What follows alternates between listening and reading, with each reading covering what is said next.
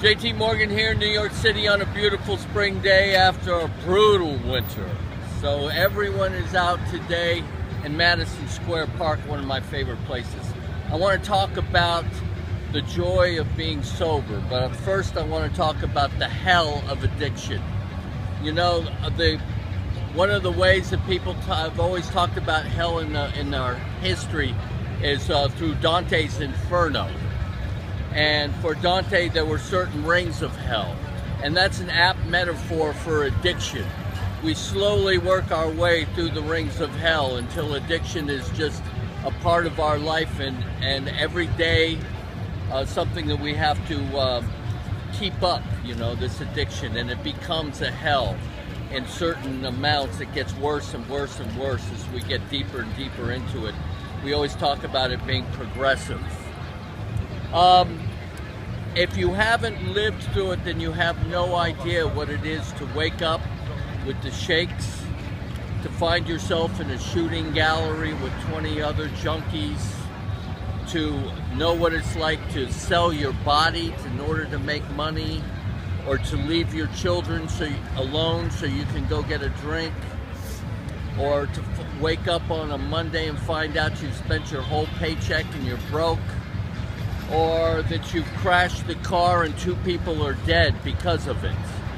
This is what happens with us in addiction, and it is there is no more better definition of hell on earth than that.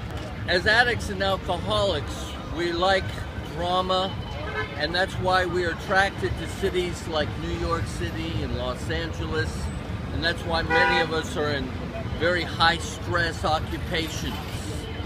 And one of the things about all that is that when we throw drugs and alcohol into the mix, what is sometimes just small little things become big. They end up being deep resentments and this whole Gordian knot of emotional entanglements, and it can drive us to psychosis and paranoia. So let's talk a little about the joy of being sober and the heaven that can be sobriety.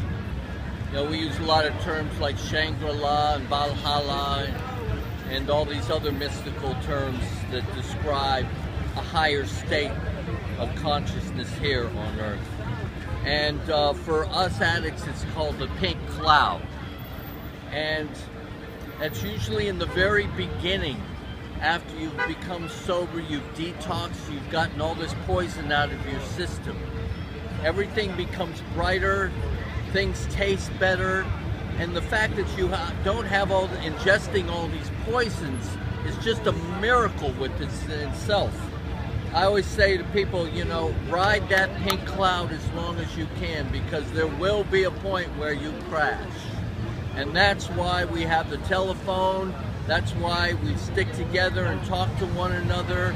Always have a support network. I don't care if it's your therapist or other junkies or other alcoholics or your sober companion, but someone to help you get back up on that horse again. You know, there's always that like aha moment for people when they become sober. For me, it was when I went to a sober dance. And I love to dance, and I danced my ass off for hours until I was sweating without being high for the first time in my life. That was the aha moment. And then they came again and again, like the time that I picked up a junkie right outside my house and I carried him home. And I felt gratitude for being able to do that. Or that moment that I had this aha moment that now was the time to pick up that guitar and learn how to play it. And then 3 weeks later, I wrote my first song. And here I am 5 years down the line, and I have 57 published songs.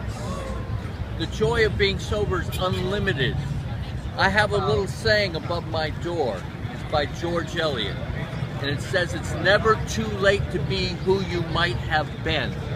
And that's the part of this journey that's so wonderful and so great.